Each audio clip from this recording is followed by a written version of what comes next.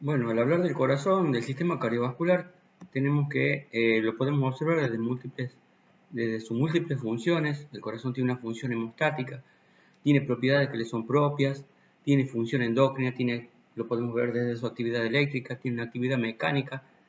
Desde la circulación podemos observar vasos sanguíneos, la física del flujo sanguíneo, la circulación arterial y venosa, la presión arterial, y mecanismos reguladores cardiovasculares como el control nervioso y la regulación hormonal.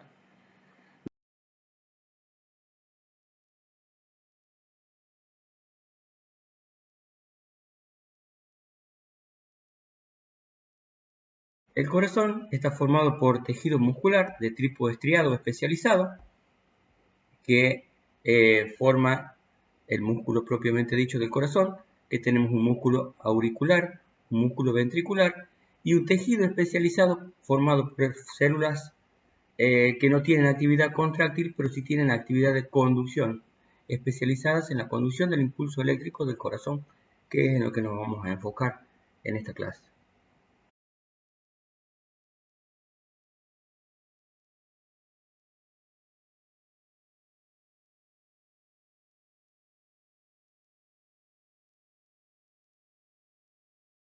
El tejido muscular cardíaco está formado por células musculares estriadas que tienen características propias. Una de esas características es que son ramificadas y se unen entre sí formando retículos. Como observamos aquí en la fotografía de microscopía, se unen entre sí formando retículos. Al igual que el tejido muscular somático, está formado por miofilamentos que contienen filamentos gruesos y filamentos finos que se desplazan entre sí durante la contracción para cortar el sarcómero y producir la contracción. Una de las características propias del tejido muscular cardíaco es la presencia de las uniones gap a nivel de los discos intercalares. Esto permite el rápido pasaje de iones durante un potencial de acción. Esto hace que el potencial de acción se propague rápidamente desde célula a célula y hace que el corazón se comporte como un sinsitio. Entonces, esto quiere decir que la contracción se produzca de forma grupal. Entonces, en el corazón tenemos dos tipos de sinsitios. Tenemos el sinsitio auricular, formado por el tejido muscular de las aurículas, y el sinsitio ventricular, formado por los dos ventrículos, separados entre sí por un tejido fibroso que impide la conexión eléctrica entre las aurículas y los ventrículos. Entonces, para que se pueda producir una contracción sincronizada entre aurículas y ventrículos, existe un sistema de conducción, un sistema de cableado, por decirlo de alguna forma, que permite la conexión eléctrica entre aurículas y ventrículos. Este sistema de conducción especializado está formado por células musculares especializadas que tienen pocas miofibrillas, por lo tanto tienen una contracción que es débil, pero tienen una propiedad de conducción muy importante. Entonces, la función del sistema de conducción es generar un potencial de acción y distribuirlo de forma sincronizada para que la contracción de aurículas y ventrículos permita la eficacia de la función del bomba del corazón.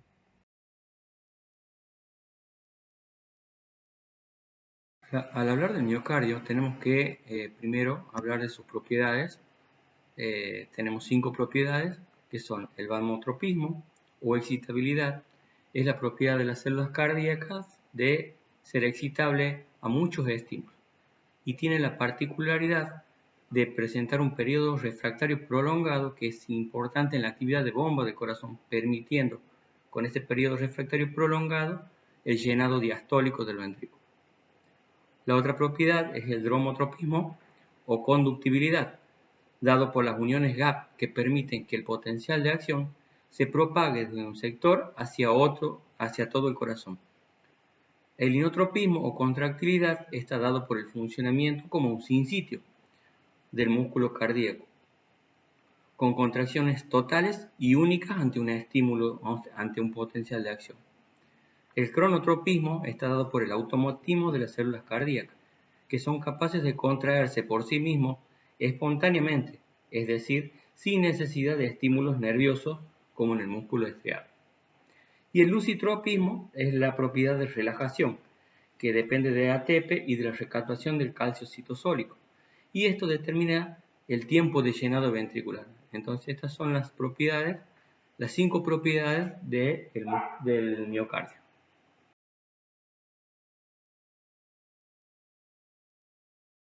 Al hablar específicamente del tejido de conducción, como vemos en este esquema, lo comenzaremos a nombrar. El tejido de conducción está formado por el nódulo sinusal, que está en el techo de la aurícula derecha, a la par de la desembocadura de la vena cava superior. Tiene una fibra interauricular que cruza hacia la aurícula izquierda y 3 fibras internodales que llegan al nódulo auriculoventricular que se encuentra en la pared del tabique interauricular.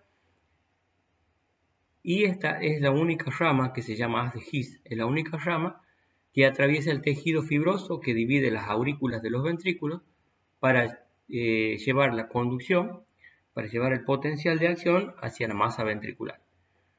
Este haz de His en el septum interventricular se divide en 2 ramas, una rama izquierda para el ventrículo izquierdo y una rama derecha para el ventrículo derecho, que termina en finas ramas denominada red de Purkinje, que no está bien representada en este esquema. En el esquema superior podemos observar la presencia de la válvula que nos impide la visualización del haz de His a través del tabique interauricular, interventricular membranoso y saliendo en el tabique muscular.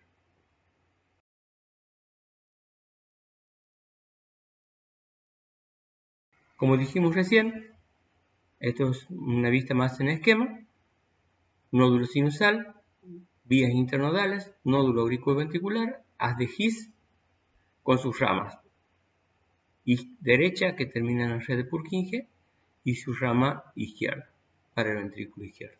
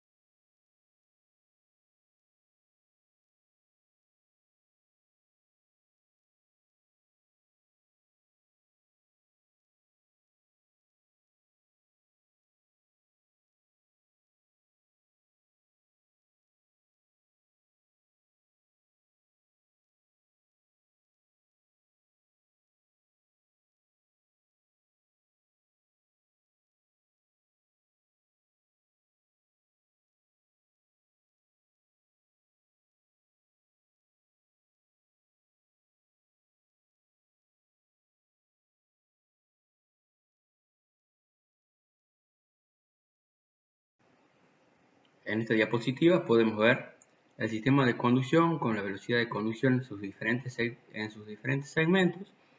El nódulo sinusal, las fibras cardíacas del nódulo sinusal tienen la capacidad de autoexcitarse y producir descargas que provocan las contracciones rítmicas del corazón. Esto habitualmente, el nódulo sinusal es el que habitualmente controla la frecuencia cardíaca del corazón, despolarizándose entre 60 y 70 y 100 veces por minuto. El impulso generado en el nódulo sinusal viaja a través del músculo auricular y a través de las fibras internodales hacia el nódulo auriculoventricular. Aquí en el nódulo auriculoventricular se produce un retraso en la conducción del impulso de aproximadamente 0,13 segundos, para que las aurículas tengan tiempo de vaciar su contenido hacia los ventrículos antes de que comience la contracción ventricular. La causa de este retraso se debe a la disminución de las uniones gap que hay en el nódulo auriculoventricular y el haz de His. La conducción a través del haz auriculoventricular es unidireccional, evitando de esta manera que los potenciales de acción viajen retrógradamente desde los ventrículos hacia las aurículas. Las fibras de Purkinje son grandes y presentan muchas uniones gap, lo que permite una transmisión casi instantánea del impulso a todo el músculo ventricular, demorándose entre aproximadamente 0,3 a 0,6 segundos. Esto permite que todas las porciones de los ventrículos comiencen a contraerse casi al mismo tiempo como un sinsitio, hecho fundamental para que el corazón pueda cumplir su rol de bomba eficaz. Volviendo al nódulo sinusal, es prácticamente siempre el marcapaso del corazón. Otras partes del corazón pueden presentar excitación rítmica intrínseca, como por ejemplo la fibra del nódulo AB, la fibra de Purkinje y la propia célula muscular estriada.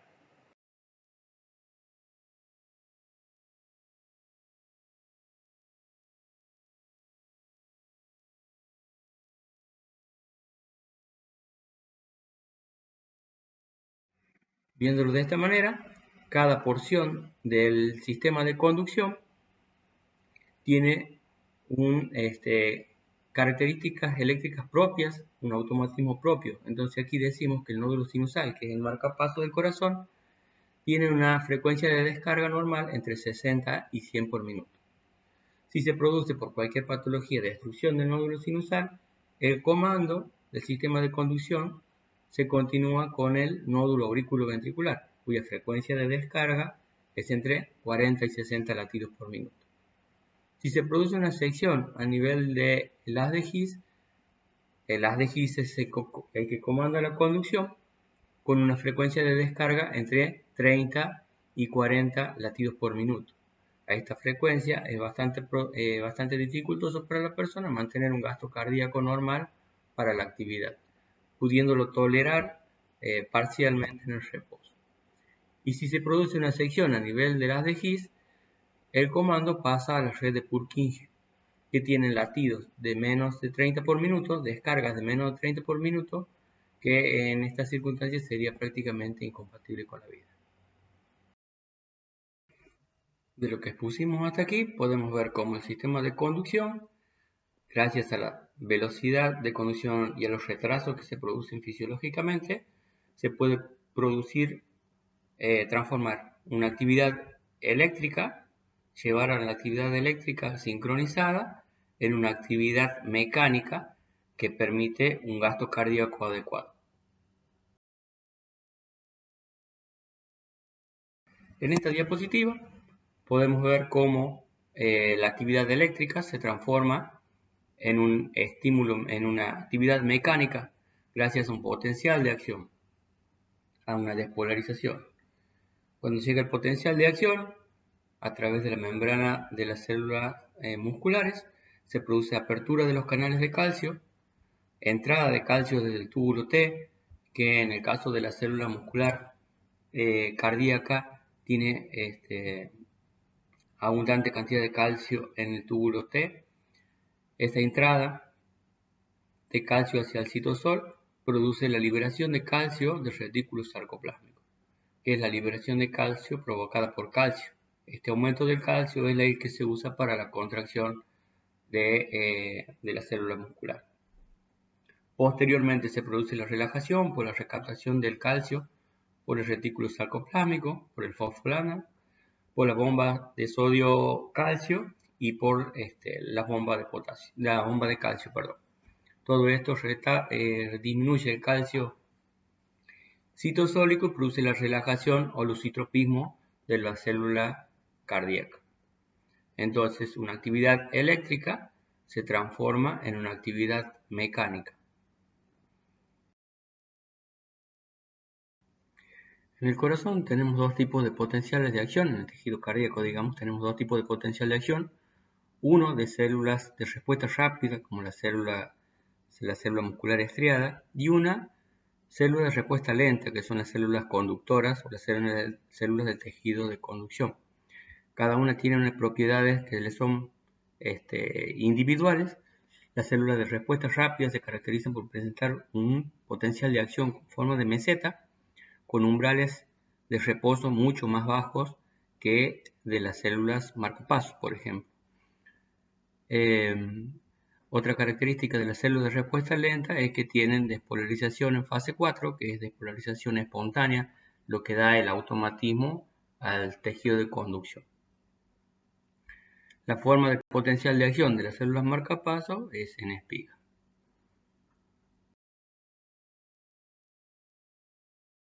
En esta diapositiva vamos a charlar sobre lo que es el potencial de acción en meseta de la célula cardíaca. Es un potencial de acción que dura aproximadamente 250 milisegundos, tiene varias fases de 0 a 4. La importancia de la duración prolongada es porque mecánicamente produce el llenado diastólico del ventrículo que va a producir un buen volumen sistólico. Durante el potencial de acción se producen distintos movimientos iónicos por apertura y cierre de canales que llevan a la positivización del potencial de membrana. Inicialmente la célula en reposo, el potencial de reposo que es el menos 90 milivoltios, por un estímulo químico, mecánico o eléctrico, comienza a perder su negatividad hasta llegar al potencial de umbral que es de aproximadamente menos 65 milivoltios. Esto produce la apertura de los canales rápidos, voltaje dependiente de sodio. Entonces el número de iones sodio que entra a la fibra supera el número de potasio que salen de la misma. Se produce así un círculo vicioso de retroalimentación en el que el sodio que entra produce una elevación del potencial de la membrana y abre aún más canales rápidos de sodio activados por voltaje y permite que se produzca mayor entrada de sodio al interior de la fibra. Estas grandes cantidades de sodio que ingresa producen la despolarización de la célula. Por otra parte, el mismo voltaje que había provocado la apertura de estos canales también genera la activación de los canales lentos de potasio, que se abren milésimas de segundo después de la apertura de la compuerta de activación de los canales de sodio. Esta apertura de los canales de potasio genera salida de potasio hacia el exterior y al mismo tiempo comienzan a cerrarse los canales de sodio en la fase 1. Este incremento en la salida de potasio es simultáneo con el descenso de la entrada de sodio para recuperar el potencial de reposo y comenzar la repolarización. El valor alcanzado, que es el valor umbral, que es de aproximadamente más 30, en la célula miocárdica produce la apertura de los canales lentos de calcio, voltaje dependiente, que permanecen abiertos varias décimas de segundo. Y esto produce el flujo hacia el interior de la célula de grandes cantidades de calcio, manteniendo prolongado el proceso de despolarización. Esta corriente despolarizante de calcio hacia adentro queda equilibrada por una corriente repolarizante hacia afuera de los canales de potasio, que se llaman corrientes rectificadoras. Las corrientes rectificadoras de potasio aumentan con el tiempo, en tanto las corrientes de calcio se inactivan. La permeabilidad de la membrana al potasio disminuye inmediatamente después del inicio del potencial de acción y se reduce mucho el eflujo de potasio hacia el exterior, lo que impide el retorno hacia el potencial de reposo de la membrana. Luego del cierre de los canales de potasio, del cierre de los canales dentro de calcio, aumenta rápidamente la permeabilidad del potasio, devolviendo rápidamente el potencial de membrana a su potencial de reposo, que es de menos 90. El músculo cardíaco requiere un periodo de tiempo luego del potencial de acción para poder ser reexcitado por un estímulo. Este periodo de tiempo se llama periodo refractario absoluto, que es el que está representado acá, y está definido por la porción del potencial de acción en la que ningún estímulo pueda generar una nueva respuesta celular, y se debe a que la compuerta de inactivación de los canales de sodio no se abre de nuevo hasta que el potencial vuelva casi hasta los valores de reposo. El periodo refractario relativo, eso era el periodo refractario absoluto. Aquí ningún estímulo, por más intenso que sea, genera una nueva despolarización. En el periodo refractario relativo, este se extiende desde el final del periodo refractario absoluto hasta el momento en que la célula recupera su potencial de membrana en reposo, en aproximadamente menos 90. Aquí un estímulo muy intenso puede generar una respuesta celular que pueda propagarse y extenderse más lentamente que lo normal.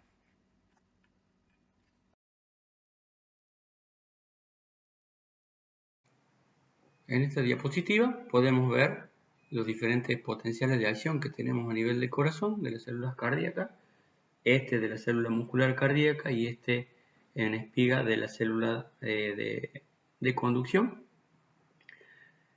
El potencial en meseta tiene 4 fases. El potencial de célula cardíaca, de célula marcapaso, tiene 3 fases. Tiene fase 4, fase 0, fase 3. El movimiento de iones que se produce es totalmente distinto. En el potencial en meseta tenemos un importante movimiento de sodio, principalmente la diferencia en la despolarización está dada con el movimiento de sodio hacia adentro de la célula. El movimiento de calcio es el que en el caso de la célula en meseta mantiene la meseta y en el caso de la célula marcapaso es la que produce la despolarización. Aquí vemos distintos perfiles de la célula de la fibra del músculo ventricular con un potencial en reposo de menos 90. El potencial de la fibra del nódulo sinusal es mucho más positivo, menos negativo, está aproximadamente en menos 60. Tiene un potencial de reposo ascendente, una despolarización lenta que cuando llega a los menos 40 es su umbral de descarga.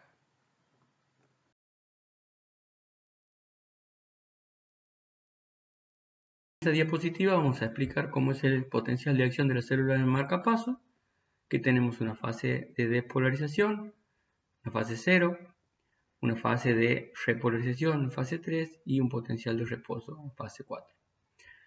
Recordando que estas células tienen despolarización espontánea, despolarización diastólica espontánea, podemos observar en el esquema de abajo cómo se va produciendo. Partimos de un potencial de reposo de menos 60, donde disminuye la permeabilidad hacia el potasio. Estas células tienen lo que se llama despolarización lenta. Aquí se produce una apertura, se produce el influjo de calcio y sodio por canales lentos que van haciendo perder negatividad a la célula hasta llegar al potencial umbral de menos 40. Cuando llega a los menos 40 se produce la apertura de los canales de sodio dependientes de voltaje. Estos despolarizan la célula en fase 0 y desencadenan de esta manera el potencial de acción. Aproximadamente entre 100 y 150 milisegundos después de su apertura, los canales lentos de sodio-calcio se inactivan, por tanto se cierran, y se interrumpe el flujo de entrada de iones positivos hacia el interior de la célula y comienzan a difundir iones potasio hacia el exterior, que ponen fin al potencial de acción ya que reduce el potencial intracelular hasta llevarlo a su potencial de reposo negativo, repolarización en fase 3. Los canales de potasio permanecen abiertos por más tiempo, produciendo un exceso de negatividad dentro de la célula que produce una hiperpolarización, ya que comienzan a ser produciendo la hiperpolarización. Luego la conductancia excesiva al potasio disminuye gradualmente, ya que comienzan a cerrarse los canales de potasio. Esta permeabilidad disminuida al potasio, junto con la permeabilidad propia de las fibras a los canales lentos de calcio y sodio, eleva progresivamente de nuevo el potencial de acción, el potencial de reposo, acercándose al valor umbral. Y este mecanismo produce la excitación espontánea de la fibra sinusal. Y esto es lo que se denomina despolarización diastólica espontánea o prepotencial fase 4. Y es un proceso que se repite indefinidamente durante toda la vida de la persona. Este potencial de acción generado es el que viaja a través del músculo auricular, despolarizando la fibra y provocando su contracción hacia el nódulo auriculoventricular por las fibras internodales y a través de esta a todo el sistema, por todo el sistema de conducción y las células del ventrículo.